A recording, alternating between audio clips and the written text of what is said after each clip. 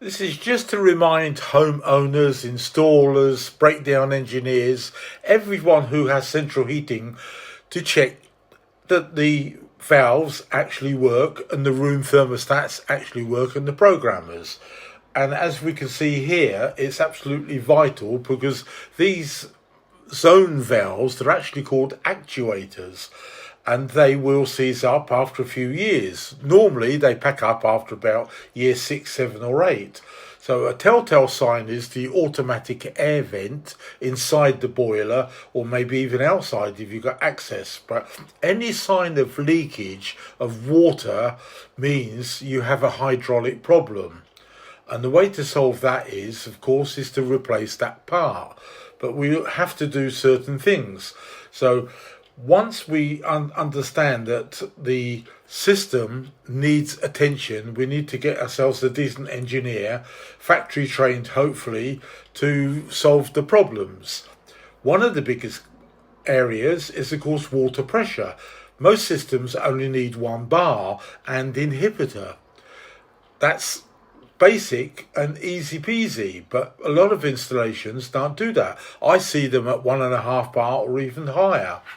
So another point to look at is, in the summertime or any time of the year, is your controls. What have you got screwed up on the wall? Is it in the hall or the stairs, in the landings, or in the dining rooms?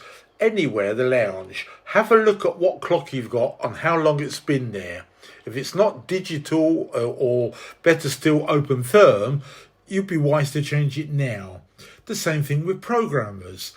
Having a good smart programmer saves money, and now they have thermostats built in, so you've got 2 in 1. And that makes a huge difference to the way the boiler works and performs, etc. Now, to test any valve or actuator is very simple. We just turn off the central heating side of it, turn the thermostat down as well, and then we're only asking for hot water. So if we turn the tap on, give it a minute or so, and if we see that the central heating pipe is getting hotter and hotter, we need to replace the diverter valve. Here's a nice check for the boilers and what should be done in the summertime. So therefore, if we see the numbers 3 and 4, they're the most important ones. We've got apps for that, but also tested the controls. So thanks for watching our video and take care. Don't forget my fault finding book, the yellow one. It's packed solid with all the hints and tips. And as you can see, here's a nice easy flow chart. Sequence of operations, not a problem. I've got them all, or I think I have. And again, if you come up to a noisy boiler, I've gone through even better than anything else that you might see. Popular faults, I've listed them down. There's a couple of pages of this. So once again, here's all the different things that we do. And I hope that you can go onto the website, mrcombi.com, and go to the shop and order your books from there.